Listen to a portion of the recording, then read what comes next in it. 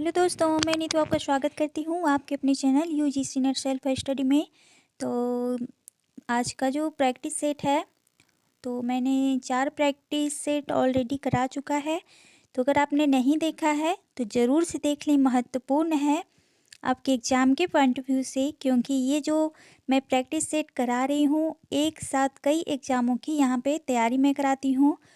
तो ये UGC net और बीपीएससी 6 to 8, 9, 10, 11, 12, एएमआरएस और जितने भी महत्वपूर्ण जो हिंदी क्षेत्र से एग्ज़ाम होते हैं, तो ये सभी के लिए प्रैक्टिस सेट है। तो आप एक को लेकर यहाँ पे नहीं चलना आपको, ये सभी के लिए है। ये नहीं कहना है कि हाँ ये सिर्फ 6 to 8 या 9, 10 या 11, 12 या फिर यूजीसी नेट के लिए है, तो ऐसा नहीं है। ये जितने भी जो भी हिंदी क्षेत्र से एग्ज़ाम होते हैं, ये सभी के लिए यहाँ से प्रश्न पूछे ही जाते हैं। प्रश्न का आंसर वही रहता है, प्रश्न वही रहते हैं, पैटर्न चेंज होता है, आपको ये ध्यान रखना है। तो चलिए चलते हैं, प्रश्न की तरफ बढ़ते हैं।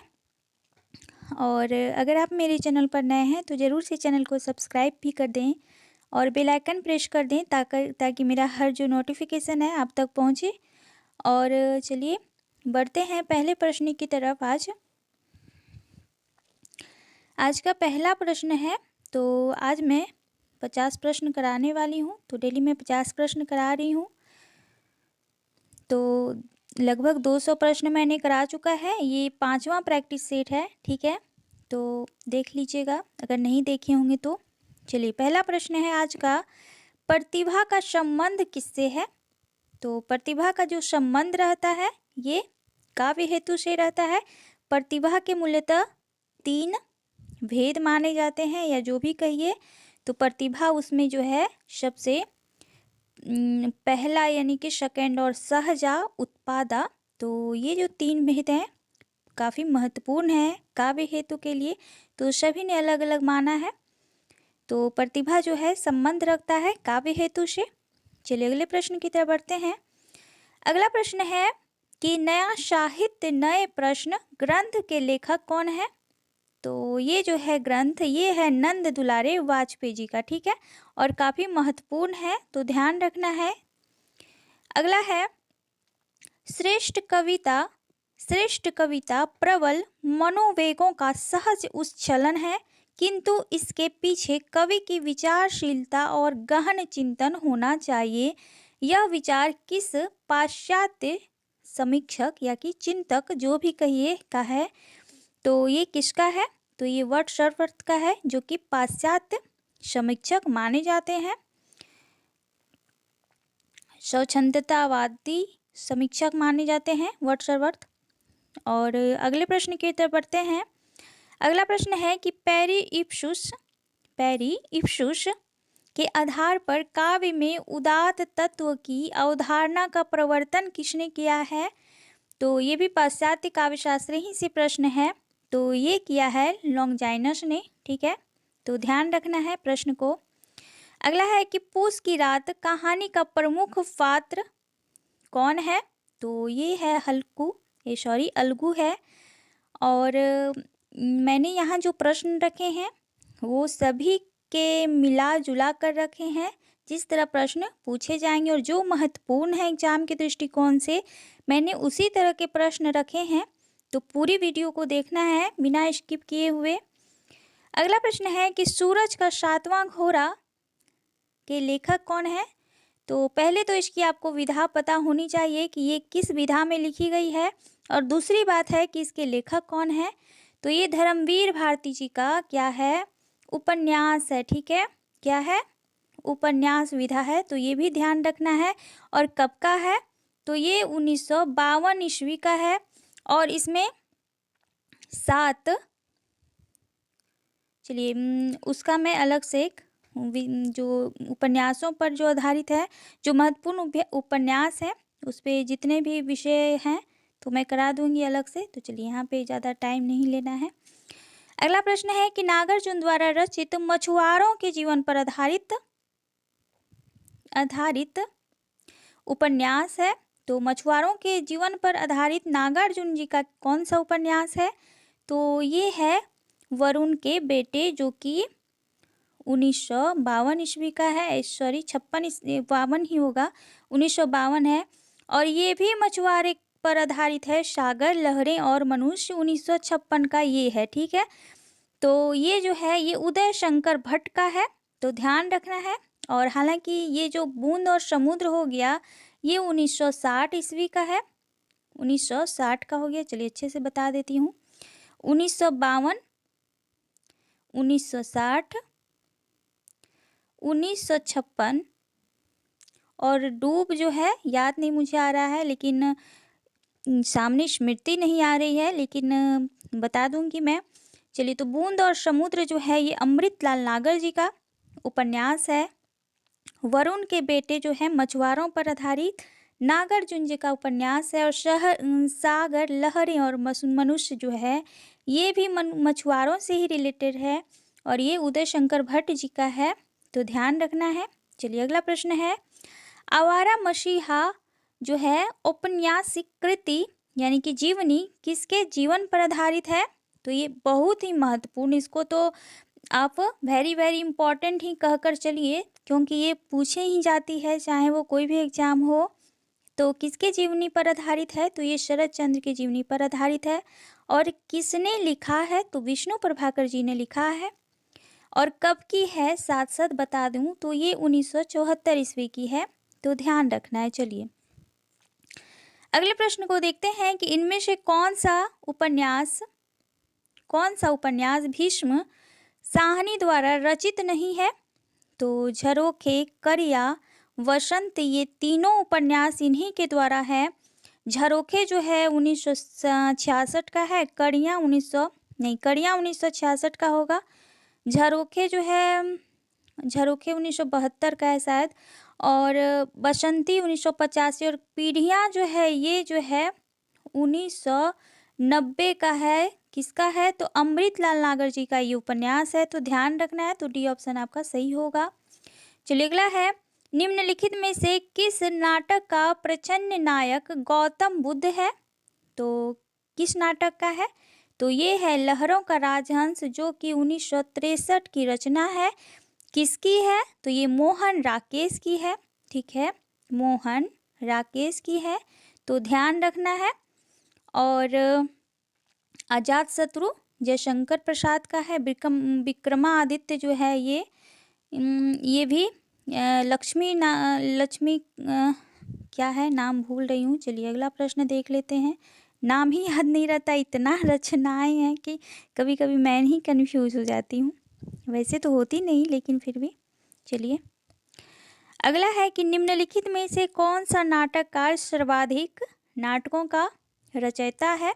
तो चलिए यहाँ पे लक्ष्मी नारायण लाल, इन्हीं को मैं बोल रही थी और देखिए आ ही गया, तो यही है। अगला प्रश्न है कि विद्रोहिणी अम्बा काफी महत्वपूर्ण है नाटक ये, इसके रचयिता कौन है? तो ये हैं उदय शंकर भट्ट, तो ध्यान रखना आपको। अगला है कि दिनकर की किस कृति का कथानायक कर्ण है? तो ये रश्मि रथी, जो कि 1952 की है। इसमें कर्ण की जीवनी यानी कि कर्ण को विशेष रूप से महत्वपूर्ण बताया गया है दिनकर के द्वारा। कुरुक्षेत्र जो है 1946 की रचना है। और उर्वशी 1961 की, जिस पर उनको साहित्य अकादमी पुरस्कार मिला है। नहीं, साहित्य अकादमी नहीं मिला है, ज्ञानपीठ पुरस्कार मिला है, ठीक है, उर्वशी पर। चलिए अगला प्रश्न देखते हैं। पंक्ति है, अब तक क्या किया, जीवन क्या जिया, ज्यादा लिया और दिया क्या, बहुत कुछ, बहुत बहुत कम। तो ये कभी कभी आप अपने आप से सवाल कीजिएगा कि अभी जो एग्ज़ाम है मैंने कितना पढ़ा है, अभी तक कितना पढ़ लिया है, अभी तक मैंने अपने जहन में कितने प्रश्न को आत्मसात कर लिया है या किस को नहीं किया है। तो ये प्रश्न आप लोगों के लिए मैं समर्पित करती हूँ। तो इसी तरह है, अब तक क्या किया, जीवन क्या जिया। अगर अभी तक आप कुछ नहीं किए हैं या नहीं कर रहे हैं तो फिर जीवन में आपने अभी तक किया ही क्या है, तो खुद से सवाल कीजिए, तो फिर देखिए एनर्जी कैसे आती है आपके मन में। तो ये पंक्ति आपके लिए। और इसके उपयुक्त पंक्तियों के रचयिता कौन है? तो कौन है? तो ये मुक्तिबोध हैं। चलिए अगले प्रश्न को देखते हैं। मौन भी अभिव्यंजना है, जितना तुम्हारा सच है उतना ही कहो। तो ये भी बात है कुछ ऐसी। तो देखिए पंक्ति भी कुछ ऐसी आ रही है आज। तो सही बात है, मौन तो अभिव्यंजना है ही। मौन के इस रचनात्मक संदर्भ की अभिव्यक्ति अज्ञे ने अपनी किस काव्य कृति में किया है? तो ये किया है इंद्रधनुष, रौंदे हुए, और पहले मैं सन्नाटा बुनता हूँ, इसको भी ध्यान रखना, इन्हीं की है। आंगन का पार द्वार, हरी घास छनभर, तो इनकी चलिए रचना काल भी बता देती हूँ कब की है। तो पहले मैं सन्नाटा बुनता हूँ 1973 का है, ठीक है। आंगन का पार द्वार 1961 का है। हरी घास क्षण भर जो है ये 1949 का है। तो ध्यान रखना है, वैसे आपका जो ऑप्शन है वो ए सही होगा। चलिए अगला प्रश्न देखते हैं। फिर पंक्ति आया है। छोर द्रुमों की मृदु छाया, तोर प्रकृति से भी माया, बाले तेरे बाल जाल में कैसे उलझा दूं लोचन। तो अभी आपको सब कुछ छोड़ देना है, त्याग देना है, चाहे वो फेसबुक अकाउंट हो, व्हाट्सएप अकाउंट हो, या कोई इंसान हो, या फिर कोई रिश्तेदार हो। अभी सब कुछ आपको छोड़ के अभी 7 दिन जो ये टाइम बचा है ना, इसको पूरे तरह से ना उसी में झोंकना है, या यूँ कहिए कि एक आग है उसमें आपको कूद जाना है, और कूद के आपको उस वहाँ से जो है ना सोना होके निकलना है, तब जाइए आप एकदम से। तो ये वही है। तो सब कुछ छोड़ना है। तो ये किसने कहा है? तो ये कहा है सुमित्रानंदन पंत जी ने, ठीक है, जो कि प्रकृति के सचेत चितेरे माने जाते हैं। तो उन्होंने ही ये पंक्ति को कहा है। आगे है कि अष्टछाप में सूरदास के पीछे इन्हीं का नाम लेना पड़ता है। इनकी रचना भी बड़ी सरस और मधुर है। इनके संबंध में यह कहावत प्रसिद्ध है, और कवि गढ़िया नंददास जड़िया, यह कथन किस आलोचक का है? तो यह जो है ये रामचंद्र शुक्ल जी ने कहा है, और ये पंक्ति जो है उनके बुक से लिया है। चलिए निम्नलिखित में से मैथिली शरण गुप्त की कौन सी रचना नायिका प्रधान नहीं है? ठीक है, नहीं है पूछा गया है। तो यशोधरा में तो नायिका प्रधान है, 1932 की ये रचना है। और ये यशोधरा कौन थी? तो यशोधरा जो थी गौतम बुद्ध की पत्नी थी, और उन्हीं का जो वियोग वर्णन दिखाया गया, और महाविनिष्कर्मण जो कि घर छोड़ के चल जाते हैं। तो ये सारी बहुत ही अच्छी बुक है, मेरे पास भी है और मैंने बहुत बार पढ़ी है इसको, बहुत ही अच्छी मुझे लगी है। पंचवटी तो भी ही नहीं होगा, क्योंकि पंचवटी में लक्ष्मण का यहाँ पे वर्णन किया गया है, और साकेत जो है यहाँ उर्मिला लक्ष्मण की पत्नी को लिया गया है, जो कि 1931 की यह रचना है। विष्णुप्रिया 1957 का है। तो ध्यान रखना ये सारे जो हैं नायिका प्रधान है, पंचवटी नायक प्रधान है। चलिए अगला प्रश्न है, पंक्ति ही है। पानी अपार घन आनंद उक्ति ओछी, जतन जुगति जोन कौन पे नपती है। तो उक्त काव्यांश में कवि क्या कहना चाहता है? तो कवि क्या कहना चाहता है कि नायिका के सौंदर्य की तुलना में मेरी उक्ति जो है वो निकृष्ट है। ठीक है, तो सी ऑप्शन आपका राइट होगा। चलिए अगला प्रश्न है कि चिर जीवो जोरी जुरे, क्यों ना स्नेह गंभीर, को घटी गे वृष भानुजा, वे हलधर के वीर। तो विश्वभानुजा और हलधर में कौन सा अलंकार है? तो अलंकार पूछा गया है, तो यहाँ पे श्लेष अलंकार होगा, क्योंकि वृष भानुजा का भी 2 अर्थ है, और हलधर के भी। हलधर एक बलराम है, एक बैल है, और वृष भानुजा एक वृषभ है, और एक जो है सीता जी हैं। तो यही है। चलिए अगला प्रश्न है, धर्म का प्रवाह कर्म, ज्ञान और भक्ति इन तीनों धाराओं में चलता है। इन तीनों के सामंजस्य से धर्म अपनी पूर्ण सजीव दशा में रहता है, और किसी एक के भी अभाव में वह विकलांग रहता है। तो यह कथन किस आलोचक का है? तो ये रामचंद्र शुक्ल जी ने कहा है। काफ़ी महत्वपूर्ण ये कोटेशन है, तो ध्यान में रखना है। चलिए अगला प्रश्न है, अंग दर्पण। ठीक है, अंग दर्पण किस कवि की रचना है? तो अंग दर्पण जो है ये रसलीन की रचना है। और इससे जो एक महत्वपूर्ण पंक्तियाँ आई थी जो कि मैंने पिछले ही प्रैक्टिस सेट में करवा चुका है, तो महत्वपूर्ण है वो। चलिए अगला प्रश्न है, गौड़ी संप्रदाय के संस्थापक कौन है? तो ये हैं चैतन्य महाप्रभु। अगला प्रश्न है, हित 84 के रचयिता कौन है? तो ये हैं हित हरिवंश। बी ऑप्शन आपका राइट होगा। अगला प्रश्न है, यह सूचित करने की आवश्यकता नहीं है कि ना तो सूर का अवधि पर अधिकार था और ना जायसी का ब्रजभाषा पर, तो यह कथन किसने कहा है, किसका है? तो ये रामचंद्र शुक्ल जी का है। तो सी ऑप्शन आपका राइट होगा। अगला प्रश्न है कि विशिष्टाद्वैतवाद के प्रस्तोता आचार्य कौन है? तो ये हैं रामानुजाचार्य। और बाकी आपको इनका जो महत्वपूर्ण जो सिद्धांत रहा है तो वो रखना है, देखना है, क्योंकि प्रश्न बनते यहीं से हैं। अगला है कि स्वामी अग्रदास का संबंध किस शाखा से है? तो भक्ति शाखा के किस शाखा से है? तो ये है राम भक्ति शाखा से। तो सी ऑप्शन आपका राइट होगा। अगले प्रश्न को देखते हैं, जायसी ने अपनी किस काव्य कृति में कयामत का वर्णन किया है? तो ये है उनका आखिरी कलाम जिसमें कयामत का उन्होंने वर्णन किया है। और बाकी बात इन्हीं की रचना है, मशलनामा, अखरावट और कहरनामा, ये भी इन्हीं की रचना है, तो ध्यान रखना है। अगला प्रश्न है कि कुंडलिनी की उद्भुत होने पर जो विस्फोट होता है उसे क्या कहा जाता है? तो उसे नाद कहा जाता है। और ये नाथ संप्रदाय से प्रश्न है, काफी महत्वपूर्ण है। चलिए अगला प्रश्न है, चौपाई छंद का पूर्व रूप, यानी कि चौपाई लिखने से उसके पूर्व रूप में चौपाई को क्या कहा जाता था? तो ये कहा जाता था अरिल। ठीक है, सी ऑप्शन आपका सही होगा, अरिल कहा जाता था। अगला प्रश्न है कि डिंगल कवियों की वीर गाथाएं, निर्गुणिया संतों की वाणियां, कृष्ण भक्त या रागानुगा भक्ति मार्ग के साधकों के पद, राम भक्ति या वैधि भक्ति मार्ग के उपासकों की कविताएं, सूफी साधना से पुष्ट मुसलमान कवियों के तथा ऐतिहासिक हिंदू कवियों के रोमांच और रीति काव्य, ये 6 धाराएं अपभ्रंश कविता का स्वाभाविक विकास है। तो स्वाभाविक विकास किसने कहा था भक्ति काल को? तो ये कहा था हजारी प्रसाद द्विवेदी जी ने। और ये जो है ना, ये काफ़ी महत्वपूर्ण है, ये कोटेशन काफ़ी महत्वपूर्ण है, कई एग्जामों में पूछी जा चुकी है अभी तक, तो ध्यान रखना है इसे कोटेशन को। चलिए अगला प्रश्न है, जन्म काल के अनुसार निम्नलिखित कवियों का सही अनुक्रम बताना है।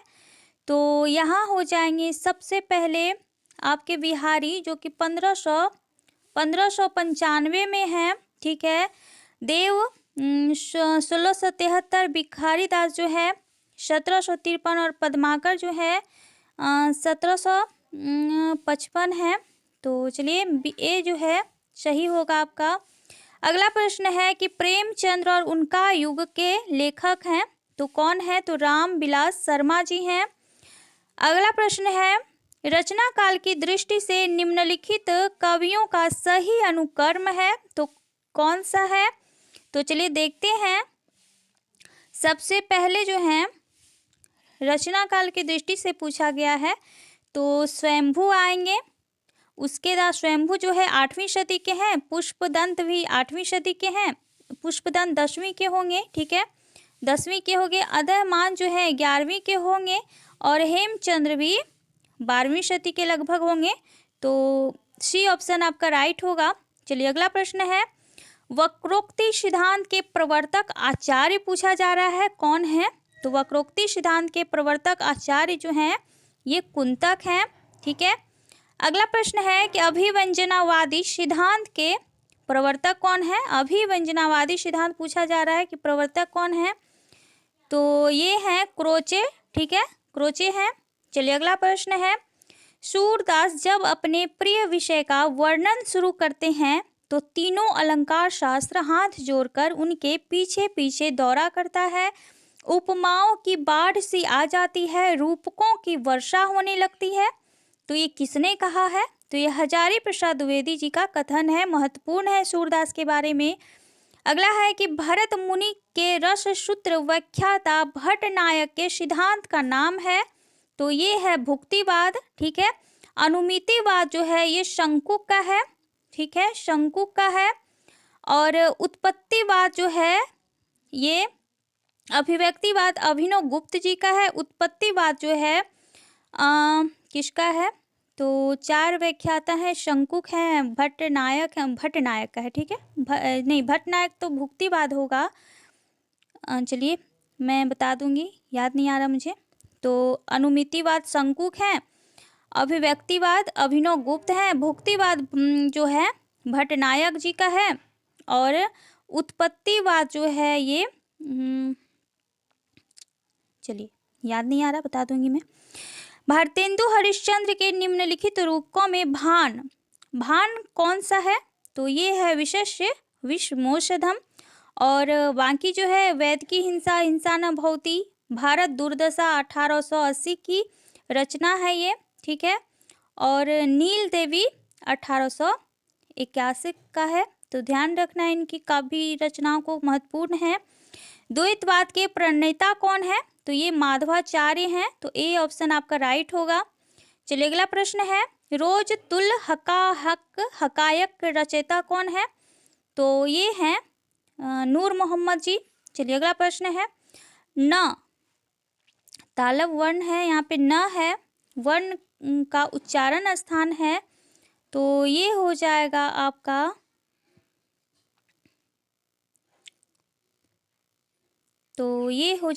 तालव्य वर्ण हो जाएगा। ठीक है, तालु से निकला है क्योंकि टठ।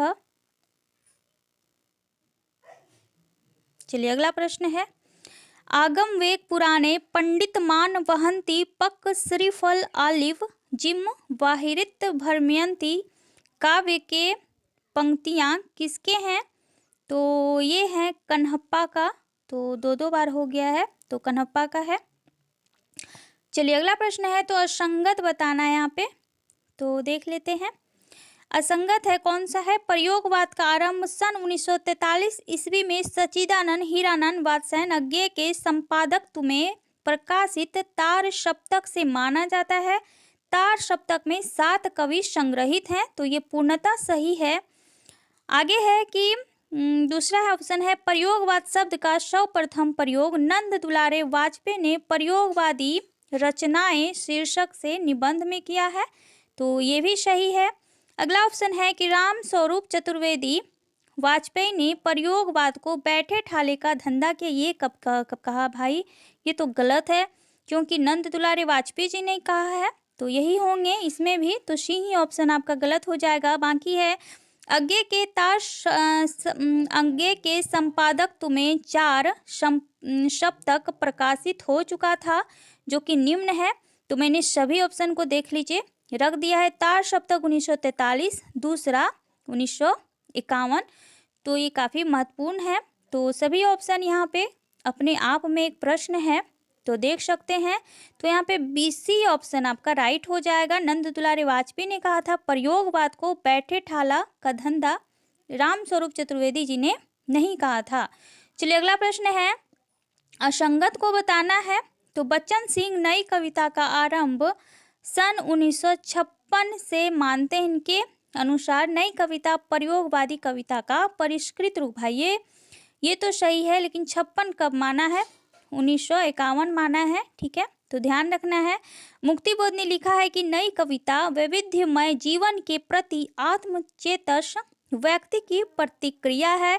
नई कविता का स्वर एक नहीं विविध है, तो ये महत्वपूर्ण है, सही है। अगला है कि सी ऑप्शन है, डॉक्टर धर्मवीर भारती ने लिखा है कि नई कविता प्रथम बार समस्त जीवन को व्यक्ति या समाज इस प्रकार के तंग विभाजनों के आधार पर ना मापकर मूल्यों की सापेक्ष स्थिति में व्यक्ति और समाज दोनों को मापने का प्रयास कर रही है। तो ये भी बिल्कुल सही है। और जितने भी महत्वपूर्ण ये बातें हैं कोटेशन के रूप में कही गई यहाँ पे देख रहे हैं, तो आपको ध्यान रखना है। ये सिर्फ कोटेशन मात्र नहीं है, इनकी प्रवृत्तियों को भी यहाँ पे उजागर किया जा रहा है कोटेशन के माध्यम से। तो इसीलिए मैंने इस तरह के प्रश्न बनाए ताकि आपका जो प्रवृत्तियों से आधारित प्रश्न बनते हैं, चाहे वो कोई भी काल से संबंधित हो, तो आप आसानी से वहाँ पे बना सकते हैं बिना कन्फ्यूजन के। इसीलिए मैंने इस तरह के प्रश्न डाले हुए हैं। चलिए अगला प्रश्न है, अच्छा डी ऑप्शन रह गया था। डी ऑप्शन है कि डॉक्टर रामस्वरूप चतुर्वेदी ने लिखा है कि नई कविता में समग्र मनुष्य की बात ही नहीं कही गई, वरन मनुष्य के समग्र अनुभव खंडों को संयोजित किया गया है। तो ये देखिए कितनी महत्वपूर्ण बातें बताई हैं रामस्वरूप चतुर्वेदी जी के द्वारा। तो ये भी अपने आप में बहुत बड़ी बात है और नई कविता से संबंधित उनकी प्रवृत्तियों से प्रश्न यहाँ पे आपको देखने मिल रहा है, तो आपको ध्यान रखना है, ठीक है। चलिए अगला प्रश्न है, सूर समाना चंद में दुहु किया घर एक, मन का चिंता तब भया कछु पुरविला लेख। इन पंक्तियों के रचनाकार हैं। तो यहाँ पे सूर है, तो बहुत जो है तुलसीदास या सूरदास अगर यहाँ पे मैं दे देती तो सूरदास ही पक्का लगाने वाले थे, जिनको मालूम नहीं है, लेकिन ये कबीरदास की पंक्ति है। तो ध्यान रखना है इस तरह के प्रश्न को टिक करने से पहले। आगे है, कामरेड का कोट कहानी के लेखक कौन है? तो ये हैं सृंजय, ठीक है। तो ये 1993 की रचना है, तो ध्यान रखना है। चलिए अगला है, भारतेंदु हरिश्चंद्र के निम्नलिखित रूपकों में भान कौन सा है? तो भान कौन सा है? तो भान जो है ये विशस्य विषमोषधम है। तो प्रश्न पहले एक जो था उसमें क्या था, यहाँ पे भान पूछा गया है। 1 मिनट में देख लेती हूँ। अच्छा वही बात है ना, सेम प्रश्न पूछा जा रहा है यहाँ पे, तो वही तो मैं देख ली। तो ये वही है, भान विशस्य विषमोषधम है, बाकी बात वही ऑप्शन है, तो मैंने पहले ही बता चुका है। अगला प्रश्न है, मुड़ मुड़ कर देखता हूँ कहाँ किसकी आत्मकथा है? तो ये किस विधा में है? तो ये आत्मकथा है, किसकी है? तो ये राजेंद्र यादव का है, 2001 की ये रचना है, तो ध्यान रखना है। अगला प्रश्न है और आज का लास्ट प्रश्न है, मणिकर्णिका के लेखक हैं तो कौन है? तो डॉक्टर धर्मवीर हैं। तो डॉक्टर धर्मवीर हैं और ये 2 खंडों में इनकी जो है 2 खंडों में है। एक मुर्दैया जो कि 2010 की है और मणिकर्णिका जो है 1914 की है और मुर्दैया 1910 की रचना है, ठीक है। तो ध्यान रखना है, नहीं 1900 नहीं है, 2014 की है ये मणिकर्णिका। तो ध्यान रखना है इन रचनाओं को। तो आज जो है काफ़ी महत्वपूर्ण प्रश्न मैंने करवाया एग्ज़ाम के लिए, जो आगामी एग्ज़ाम आपके होने वाले हैं। तो यहाँ से आपके प्रश्न पूछे ही जाने वाले हैं और एक साथ प्रश्न के साथ मैंने कई प्रश्न करवाए, तो ये काफ़ी महत्वपूर्ण बन जाती है इस दृष्टिकोण से।